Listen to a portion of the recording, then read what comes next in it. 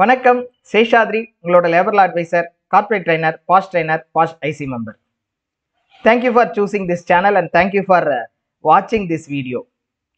இந்த வீடியோ மூலமா உங்க எல்லாரையும் சந்திக்கிறதுல மிக்க மகிழ்ச்சி, மிக்க நன்றி. வழக்கம் போல இந்த ஸ்டாச்சுட்டரி கம்ப்ளையன்ஸ் வீடியோவில் 4 பகுதிகளாக இருக்க போகிறது.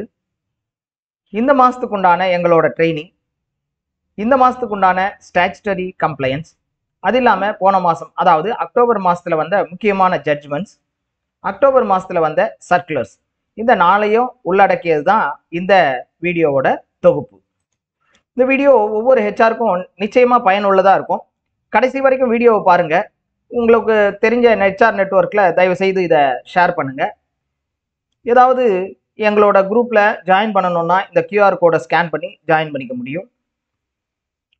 முதல்ல ஆரம்பமாக ஒரு கியூஸ், 2 கியூஸ் கொஷின் கேட்க போகிறோம். இதோட விடை இந்த வீடியோவோட கடைசியில் பார்த்து தெரிஞ்சுக்கலாம். பிஎஃப்ல ரிவாம்ப்டு ஈசிஆர் இன்ட்ரடியூஸ் பண்ணியிருப்பா. அதில் எனக்கு 3 யூனிட் இருக்குது. இப்போ 3 யூனிட் இருந்தால் இந்த ரிவாம்ப்டு ஈசிஆரில் நான் எப்படி ஃபைல் பண்ணணும்? எப்படி பண்ணணும்? ஆப்ஷன் ஏ, செப்பரேட்டாக ஃபைல் பண்ணணும், அவ்வளோதான். ஆப்ஷன் பி, இல்லை செப்பரேட்டாக ஒரே ரிட்டர்ன் தான் பண்ணணும், ஆனால் பேமெண்ட்டை 3 யூனிட்டுக்கு தனித்தனியாக பண்ணிக்கலாம். ஆப்ஷன் சி, 3 யூனிட்டுக்கும் தனித்தனியாக ரிட்டர்ன்ஸை ஃபைல் பண்ணி பேமெண்ட்டை ஒன்றா தான் பண்ணணும். இதில் எது கரெக்டுன்றதை சூஸ் பண்ணி வைங்க. இந்த வீடியோவோட கடைசியில் உங்களுக்கு உண்டான விடை கிடைக்கும். அடுத்ததான் இன்னொரு கேள்வி, மெட்டர்னிட்டி பெனிஃபிட். ஒரு ஃபீமேல் எம்ப்ளாயி மெட்டர்னிட்டி பெனிஃபிட்டை அப்ளை பண்ணுறாங்க, 2வது தடவை அப்ளை பண்ணுறாங்க. எதுக்குள்ளனா, முதல் தடவை அப்ளை பண்ணி அவைல் பண்ணதிலிருந்து 2 வருஷத்துக்குள்ளேயே 2வது பிரெக்னன்சி அப்படின்ட்டு 2வது மெட்டர்னிட்டி பெனிஃபிட்டை அவைல் பண்ணுறாங்க. இது சரியா? பண்ண முடியுமா? எலிஜிபிள் உண்டா? ஆப்ஷன் ஏ, இல்லை 2 வருஷத்துக்குள்ளெல்லாம் அப்ளை பண்ண முடியாது. ஆப்ஷன் பி, அதுக்கெல்லாம் எதுவும் பார் இல்லை.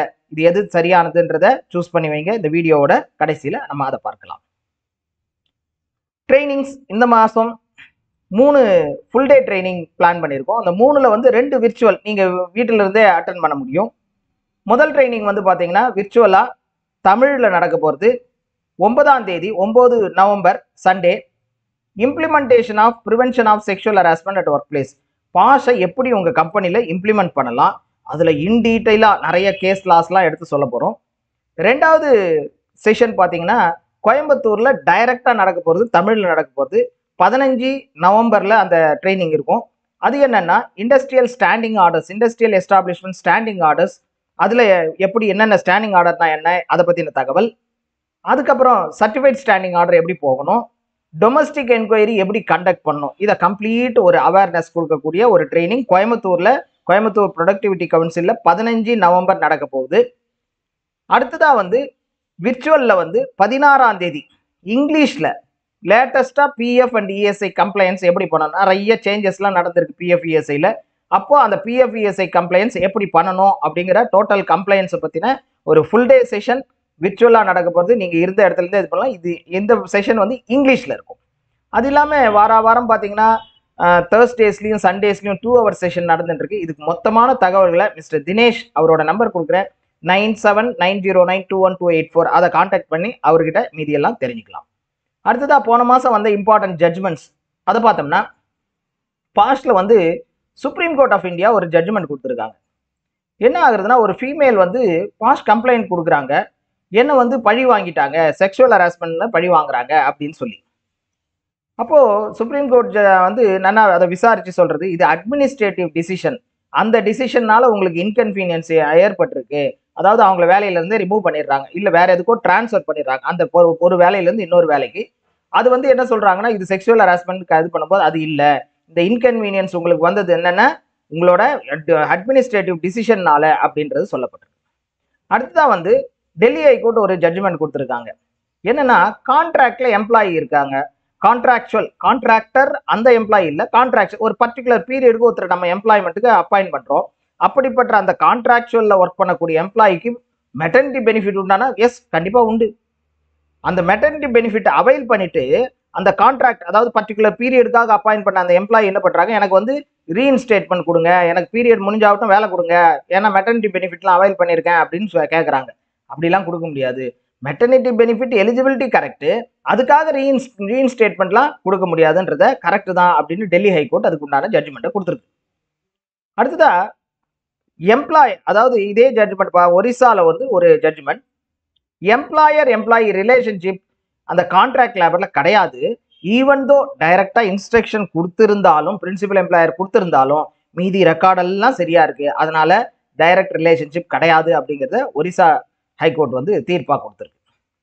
அதே ஒரிசா ஹைகோர்ட் பாத்தீங்கன்னா பிரின்சிபல் எம்ப்ளாயர், அதாவது கான்ட்ராக்டர் சேஞ்ச் ஆகிட்டே இருந்தாங்க, கான்ட்ராக்ட் எம்ப்ளாயி அதே கம்பெனில ஒர்க் பண்றாங்க, அப்பவும் வந்து ரெகுலரைசேஷன்லாம் கேட்க முடியாது. கான்ட்ராக்டர் சேஞ்ச் ஆயிட்டார், அதனால நான் இந்த கம்பெனிக்கே தான் ரொம்ப நாளா ஒர்க் பண்ணிட்டு இருக்கேன் அப்படின்றத கேட்க முடியாது.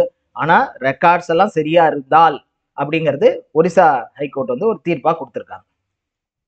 செட்டில்மெண்ட், நம்ம வந்து செட்டில்மெண்ட் ஒரு எம்ப்ளாயிஸோட செட்டில்மெண்ட் இது பண்ணிக்கணும். அப்படி பண்ணிக்கும் போது ஒரு சிலருக்கு மட்டும் அந்த செட்டில்மெண்ட்ல வந்து ஏதோ ஒரு சில கருத்துக்கள்லாம் பிடிக்கல, அன்ஹாப்பி அப்படின்றதுக்காக அந்த செட்டில்மெண்ட் வேலிட் இல்லாம போயிடாது, கண்டிப்பா வேலிட், அதை என்ஃபோர்ஸ் பண்ண வேண்டியதுதான் அப்படிங்கிறத மெட்ராஸ் ஹைகோர்ட் தீர்ப்பா கொடுத்துருக்கு.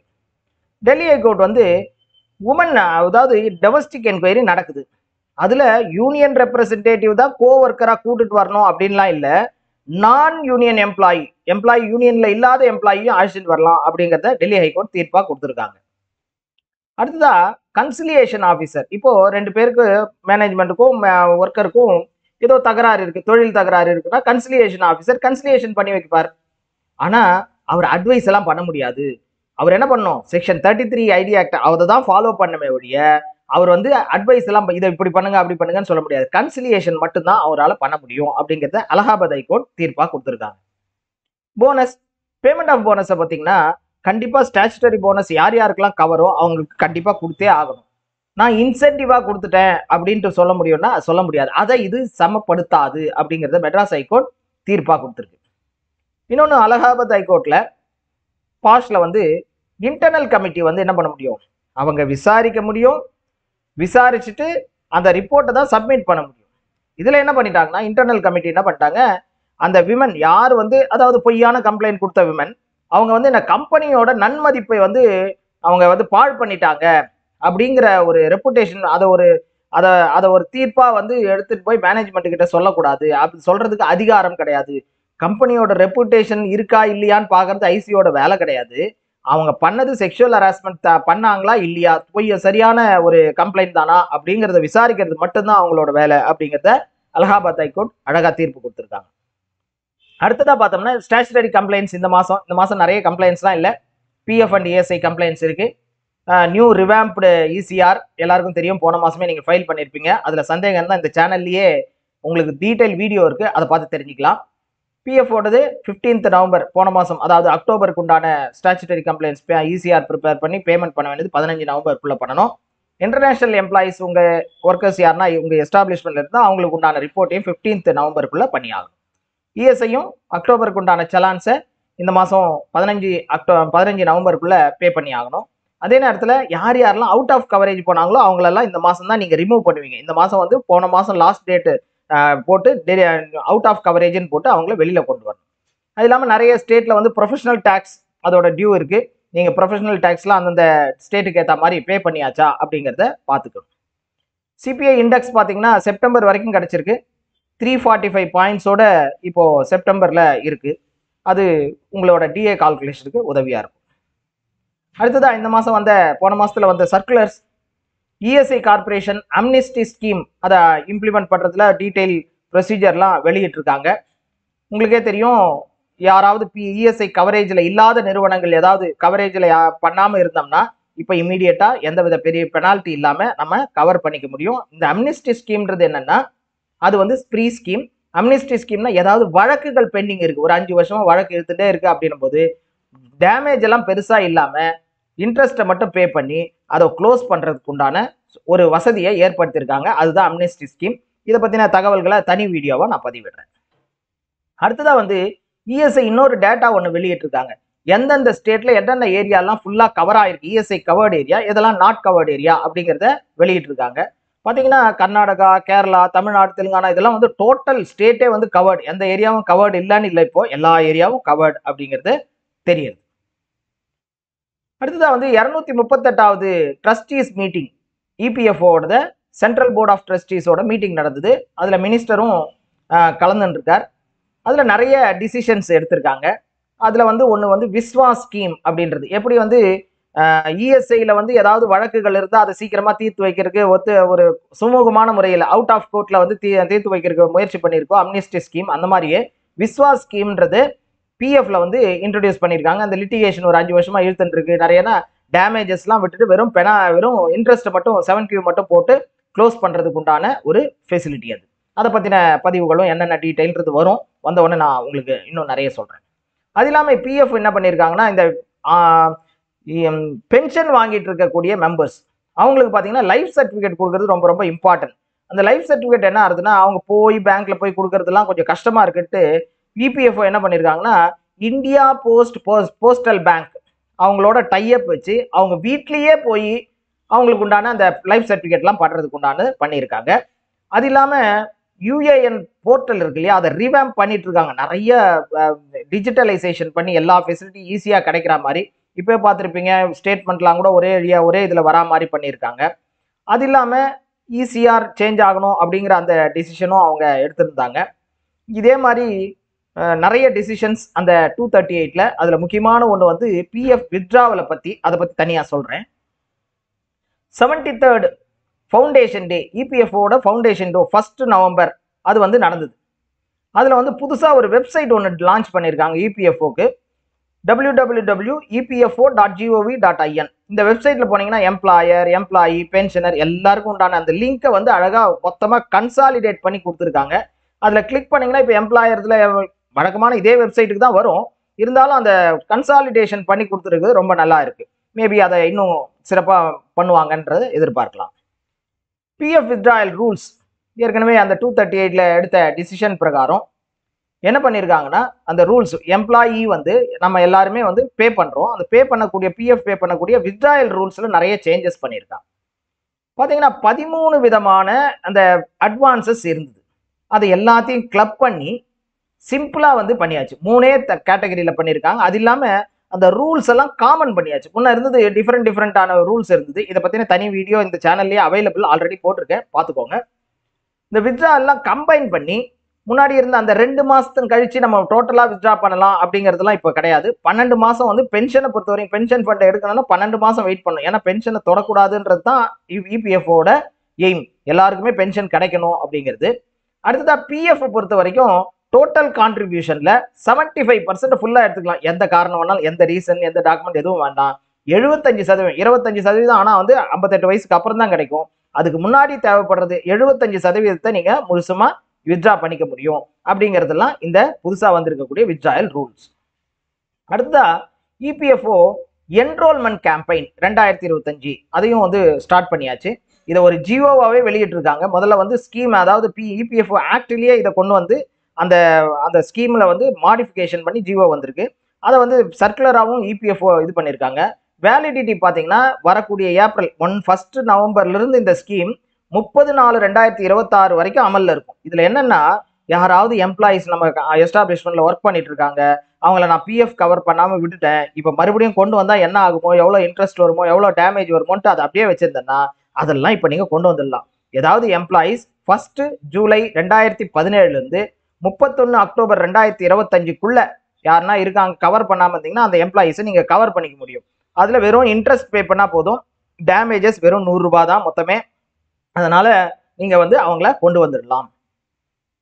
அடுத்ததாக பார்க்கும்போது ஹரியானாவில் வந்து ஒரு அற்புதமான ஒரு ஜிஓ வந்திருக்கு. இதில் பார்த்தீங்கன்னா ஒவ்வொரு சர்வீஸ், இப்போ வந்து நம்ம சிஎல்ஆர்ஏல போவோம், அப்ளை பண்ணுவோம், இல்லை வேற லைசன்ஸ் அப்ளை பண்ணுவோம். இதுக்கெல்லாம் எவ்வளோ நாள் டைம் லிமிட்டு, நீங்கள் அந்த டைம் லிமிட்டுக்குள்ளே முடியலைன்னா யாரை வந்து நீங்கள் இது பண்ணணும் அப்படிங்க, first level grievance, second level இப்படின்ட்டு ரொம்ப கிளியராக ஒவ்வொரு சர்வீஸ், அந்த சர்வீஸ் எத்தனை நாளில் முடியும், அத்தனை நாளில் முடியலைன்னா யார்கிட்ட நீங்கள் வந்து யார் பொறுப்பது, யார்கிட்ட வந்து நீங்கள் கம்ப்ளைண்ட் பண்ணலாம் அப்படிங்கிறத அந்த தகவல்களுக்கு ஒரு ஜிஓவாக வெளியிட்டிருக்காங்க. அடுத்ததாக சத்தீஸ்கரில் இது நிறைய ஸ்டேட்ஸ் வந்து இம்ப்ளிமெண்ட் பண்ணியாச்சு. என்னென்னா விமனை வந்து நைட்டில் வந்து எம்ப்ளாய் பண்ணுறதுக்கு என்னென்னலாம் ரூல்ஸ் அப்படிங்கிறது ஆல்மோஸ்ட் எல்லா ஸ்டேட்ஸும் அதே மாதிரி தான் rules. Transport, door step pickup drop பண்ணணும், செக்யூரிட்டி இருக்கணும், மினிமம் 3 பேராவது நைட்டில் ஒர்க் பண்ணணும், அவங்களுக்கு உண்டான எல்லா ஃபெசிலிட்டியும் கொடுத்துருக்கணும். இப்படி அந்த சுப்ரீம் கோர்ட் ஜட்ஜ்மெண்ட் கைட்லைனை வச்சுட்டு இப்போ சத்தீஸ்கரும் அதை இம்ப்ளிமெண்ட் பண்ணியிருக்கு. அடுத்ததாக பார்த்தீங்கன்னா மினிமம் வேஜஸ். இந்த அக்டோபர்லேருந்து மினிமம் வேஜஸ் நிறைய ஸ்டேட்டில் சேஞ்ச் ஆகிருக்கும். எந்தெந்த ஸ்டேட்லாம் 6 months ஒன்ஸ் ரிவைஸ் பண்ணுறாங்களோ அந்த ஸ்டேட்லாம் ரிவைஸ் பண்ணுவாங்க. அதனால் உங்கள் ஸ்டேட் எது வேற இருந்ததுன்னா, மினிமம் வேஜஸ் இருந்ததுன்னா என்ன மினிமம் வேஜஸோ அதை பார்த்து இம்ப்ளிமெண்ட் பண்ணணும். 1 அக்டோபர்லேருந்து ஆந்திர பிரதேஷும் அதே மாதிரி மினிமம் வேஜஸை ரிலீஸ் பண்ணியிருக்கு. அதை இம்ப்ளிமெண்ட் பண்ண வேண்டியது. Draft national labour and employment policy அப்படிங்கிறது ரிலீஸ் பண்ணியிருக்காங்க. 2030க்குள்ள பார்த்தீங்கன்னா பேப்பர்லெஸ்ஸாக இருக்க போகிறது எல்லாமே. 2030க்குள்ள மொத்தமே பேப்பர்லெஸ் ஆக போகிறது. முதல்ல வந்து பிஎஃப், இஎஸ்ஐ, இ ஸ்ரம், அதுக்கப்புறம் நேஷனல் கேரியர் சர்வீஸ் இப்படின்னு இந்த 4 சர்வீசஸையும் ஒன்னாக்கி எல்லாருக்கும் அந்த அட் எ டைம்ல எல்லாம் கிடைக்கிற மாதிரி இந்த பாலிசி சொல்றது. 2030க்குள்ள டோட்டலா பேப்பர்லெஸ்ஸாக இருக்க போகிறது அப்படின்றத இதை பற்றின வேற வீடியோ நாம வந்து டீட்டெயிலாக உங்களுக்கு பதிவிடுறேன். இந்த மாதத்துக்கு உண்டானது அவ்வளோதான். ஸோ கிஸ்ல வந்து கேட்ட கேள்வி, இன்கேஸ் எனக்கு 3 யூனிட் இருந்ததுன்னா கண்டிப்பாக ரிட்டர்ன்ஸ் ஒன்று தான் பண்ணணும். பேமெண்ட் வந்து நீங்கள் எத்தனை வேணாலும் பண்ணிக்கலாம். ரிட்டர்ன்ஸ் ஒன்னே ஒன்று தான். அதனால மொத்தம் எல்லா யூனிட்டுக்கும் சேர்த்து ஒரே ரிட்டர்ன்ஸ் தான் நீங்கள் அப்லோட் பண்ண முடியும் அப்படிங்கிறது தான் இதுக்கு சரியான விடை. ரெண்டாவது, மெட்டர்னிட்டியை பொறுத்த வரைக்கும் எந்த பீரியட்லாம் கிடையாது. அதில் வந்து மெட்டர்னிட்டினா பெனிஃபிட் கொடுத்தாகணும், அது மட்டும்தான் இருக்குது. First 2 up to 2 child surviving சைல்டுக்கு வரைக்கும் 26 வீக்ஸ், அதுக்கு மேலே 12 வீக்ஸ். அதுதானே வழிய இதுக்கு பீரியட் இந்த பீரியட்ல தான் அவைல் பண்ணணும் அப்படின்லாம் எதுவுமே கிடையாது. ஹோப் நீங்கள் எல்லாரும் சரியான விடை தான் தந்திருப்பீங்கன்னு நினைக்கிறேன். தேங்க்யூ ஃபார் வாட்சிங். இந்த வீடியோவை வந்து உங்களுக்கு பிடிச்சிருந்ததுன்னா லைக் பண்ணுங்க, ஷேர் பண்ணுங்க. மீண்டும் ஒரு அற்புதமான வீடியோவில் உங்களை மீண்டும் சந்திக்கிறேன். நன்றி, தேங்க்யூ.